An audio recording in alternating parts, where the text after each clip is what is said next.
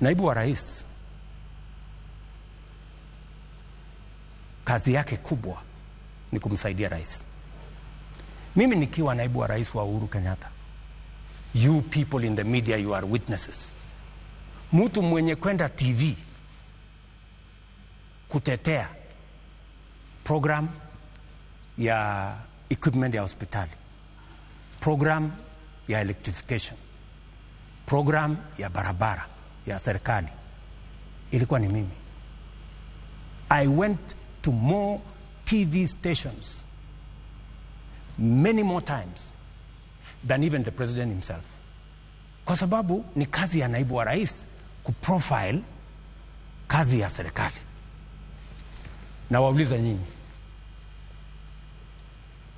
KTN, Citizen, NTV, mulimuona Rigathi ameenda kuongea barabara siku moja, sitima siku moja, program ya UHC one day?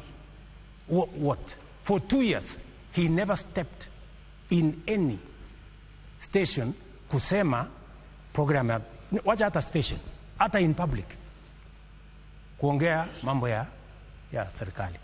Sawa, mimi nikamueleza, my brother, you know, manifesto tumeandika housing, manifesto tumeandika universal health coverage, manifesto tumeandika tutasort out mambo ya walimu, manifesto tumeandika, na manifesto si gazeti.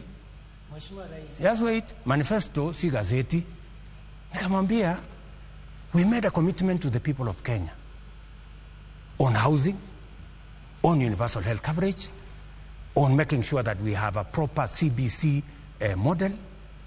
Sasa kama huwezi kutetea, kama huwezi, na wewe nimekupatia mamlaka, hakuna kitu tumepitisha kwa cabinet ambayo haijaenda kwa ofisi ya deputy president kama chairman wa committee za cabinet.